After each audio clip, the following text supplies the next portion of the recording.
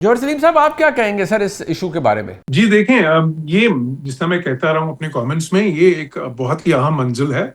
اور اس پہ کوئی اتنا آسان نہیں تھا اس پہ پہنچنا۔ یہ پاکستان کی جو ایک ریمارکیبل ڈپلومیسی ہے،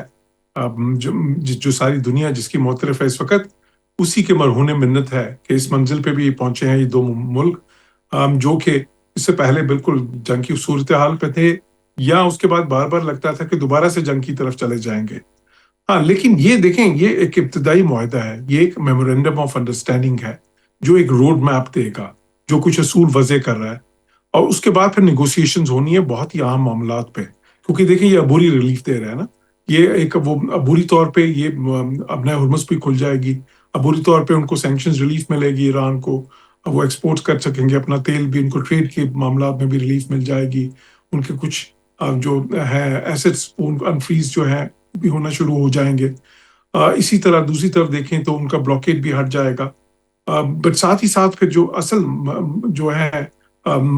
جو کرٹیکل ایشوز ہیں جس کو میں کہتا ہوں، جو کہ نیوکلیر کے مسائل ہیں، اس میں کیا ہے، دو چیزیں خصوصاً۔ ایک وہ سسپینشن کے معاملات ہیں، جو 0% انریچمنٹ جو امریکن چاہتے ہیں کہ ایران انریچمنٹ بالکل روک دے ایک لمبے عرصے کے لیے۔ وہ 20 سال چاہتے تھے، پھر بعد 10-12 سال پہ شاید آ جائے، کیونکہ ایران پہلے 3 سال کی بات کرتا تھا۔ اس میں وہ کچھ کیویات بھی چاہتا ہے ابھی ایران۔ تو ایک تو وہ ہے، دوسرا پھر وہ 440 کلو گرام جو افزودہ یورینیم ہے، 60% تک، جو ویپنز گریڈ کے بہت ہی قریب ہوتا ہے،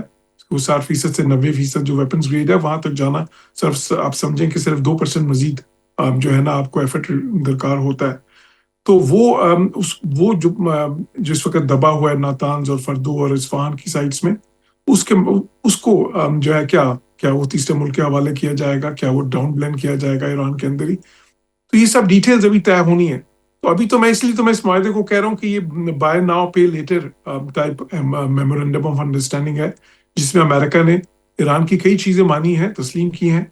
لیکن سب عبوری طور پہ، سب کنڈیشنلی، اس چیز میں کہ ان کو پھر پے کرنا ہوگا ان کی نیوکلیر شرائط مان کے، جو امریکہ چاہتا ہے، اور اس میں ظاہر ہے کہ وہ 60 دن کا پیریڈ ہے، کیونکہ ابھی یہ ساری جتنی بھی میں نے چیزوں کا ذکر کیا، یہ سب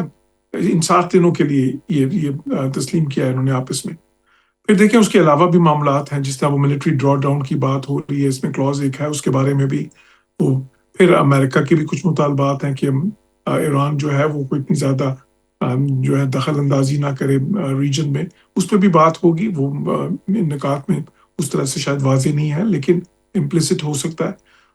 پھر جو ہے اپنے ہرمز کا معاملہ کیا ہوگا، کیا وہ 27 فروری سے پہلے کی سچویشن میں چلا جائے گا، یا وہ شپنگ کے لیے کھل تو جائے گا لیکن ایران کا کچھ وہ ریگولیٹری کنٹرول وہاں پہ رہے گا؟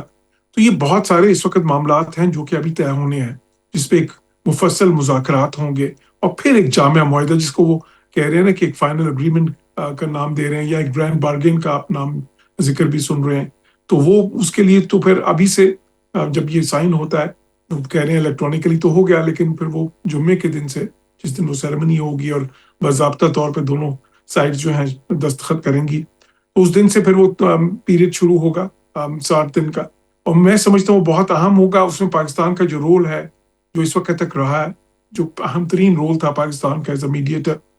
وہ آگے بھی جاری رہے گا۔ اس میں بھی پاکستان میڈیٹر ہوگا، اس میں پاکستان کے شاید ساتھ ساتھ شاید قطر بھی ہوگا، لیکن پیوٹل رول پاکستان کا ویسے ہی رہے گا، میں سمجھتا ہوں، کیونکہ اس میں بھی بہت دشوار جو ہے نا معاملات آگے جو ہے ایسے ہیں جو کہ کوئی اتنے آسانی سے حل نہیں ہوں گے۔ تو اس لیے ہمیں سمجھنا چاہیے کہ یہ بہت ایک جو ہے نا جس نہج پہ پہنچے ہیں، یہ بڑی کامیابی ہے، لیکن اس سے آگے بھی ایک ابھی سفر باقی ہے، اور وہ سفر جو ہے کوئی آسان نہیں ہے، بہت چیلنجنگ ہوگا۔ اور اس میں اس پروسیس کو پاکستان جو ہے نا نے ہی آگے لے کے چلنا ہے ایز اے میڈیٹر انشاءاللہ۔ پروفیسر صاحب، آپ اس کو کس نظر سے دیکھ رہے ہیں؟ یہ ایسا ہی ہے بٹ، یا آپ کو لگتا ہے کہ اس کا زاویہ کوئی اور ہے دیکھنے کا اس کو؟ دیکھیں، یہ جو ایم او یو ہے یہ اچانک سے نہیں آ رہا، اس کے پیچھے بہت زیادہ ایفرٹ ہے،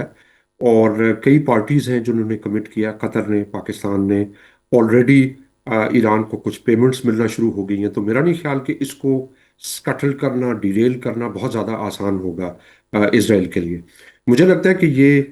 ٹرمپ ظاہر ہے اتنے پریڈکٹیبل نہیں ہے، پریزیڈنٹ ٹرمپ، لیکن جو اب ان کی باڈی لینگویج ہے، جو وہ بات کر رہے ہیں،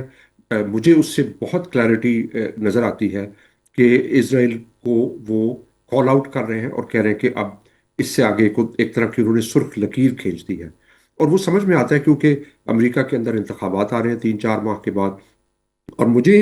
پتہ نہیں کیوں یہ محسوس ہوتا ہے کہ یہ صرف ٹرمپ کی پوزیشن نہیں ہے، جو امریکن اسٹیبلشمنٹ ہے وہ خود بھی پچھلے 2-3 مہینوں سے کافی ڈیوائیڈڈ تھی، اور اب ایک ایسا پوائنٹ آ گیا جس پہ انہوں نے سرخ لکیر کھینچ دی ہے کہ ہم اگر مزید آگے بڑھیں گے تو یہ مزید ڈسٹرکشن ہوگی۔ اس کی ایک وجہ یہ بھی ہے کہ جو جتنے لوکل پارٹنرز ہیں، انکلوڈنگ متحدہ عرب امارات، سعودی عربیہ، قطر، بحرین، کویت، ان سب نے بہت کلیئرٹی کے ساتھ امریکہ کو بتایا کہ آپ اس کو روکیں ورنہ اس کے بہت لمبے کانسیکوینسز ہوں گے۔ آج جو ہلری کلنٹن کا انٹرویو وائرل ہو رہا ہے ٹویٹر پہ، اس پہ بھی وہ کہہ رہی ہیں کہ یہ نتن یاہو صاحب ہمیشہ ہمارے اوپر یہ پریشر ڈالتے ہیں اور ہر حکومت کے اوپر پریشر ڈالتے ہیں، تو اس سے مجھے یہ لگتا ہے کہ یہ صرف ٹرمپ کی اسیسمنٹ نہیں ہے، اب آگے ہم جس مرحلے میں جا رہے ہیں اس میں ہو سکتا ہے اسرائیل لابی کہتے ہیں وہ نیتن یاہو کو بھی ڈراپ کر دے، کیونکہ نیتن یاہو بھی ان کے لیے ایک لائبلٹی بن گئی ہے۔ تو میں بہت پر امید ہوں کہ یہ ایم او یو سائن بھی ہوگا، اس کے بعد یہ مینٹین بھی ہوگا۔ اب جہاں تک اس بات کا تعلق ہے کہ اس ایم او یو کے نتیجے میں جو آگے مرحلے ہیں، خاص طور پہ جو نیوکلیر نیگوسیشن ہے، مکمل فائنینشیل سینکشنز کی جو ریلیف ہے، اس میں تھوڑا ٹائم لگے گا، اور اسے جسے کہتے ہیں کہ there many a slip between the cup and the lip, وہاں پہ بہت سارے ایسے ایشوز ہیں جو ڈٹرمن ہونے والے ہیں، لیکن جہاں تک ایم او یو کا تعلق ہے میرے خیال میں یہ سٹک کرے گا، اور یہ ایک ریزالو ہے لارجر امریکن اسٹیبلشمنٹ کا اور ان کے جو الائز ہیں ریجن میں، کہ let's just draw a line اور ہم آگے چلیں یہاں سے۔ جل صاحب یہ بتائیے گا، اگین ایک انٹرسٹنگ پروپوزیشن ہے، کیونکہ جب اس طرح کے معاہدے ہوتے ہیں تو پھر نئی انگیجمنٹس ہوتی ہیں، نئی ری الائنمنٹس ہوتی ہیں مختلف ریاستوں کے درمیان۔ اس خطے کے اندر آپ کو کیا تبدیل ہوتا ہوا نظر آ رہا ہے؟ بیکاز یہ ایک آبویسلی کروشل پوائنٹ ہے، اور پاکستان کا تعلق ایران سے ماضی میں جیسا بھی رہا ہے، اس کے بعد اس پورے ایپیسوڈ کے بعد تو بہت موترف ہے ایران بھی اور اس کی قیادت بھی پاکستان کے کردار کی۔ دنیا کے اندر پاکستان کے نام کا نام ریزونیٹ کر رہا ہے، جانا جا رہا ہے، تو کیا آپ کو لگتا ہے کہ اس خطے کے اندر بھی ایک رخ تبدیل ہوگا، نئی الائنمنٹس ہوں گی؟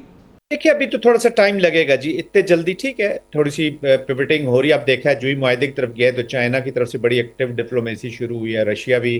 سٹیٹمنٹس جاری کر رہے ہیں، لیکن جو مڈل ایسٹرن کنٹریز ہیں جس طریقے سے وہ اپنے سیکیورٹی آرکیٹیکچر پریزیڈنٹ ٹرمپ یا امریکہ کے ساتھ انہوں نے رکھا ہوا،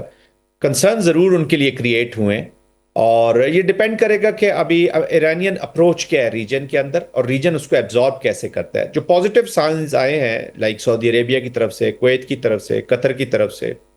and they were part of this negotiation کا حصہ تھے تھرو پاکستان،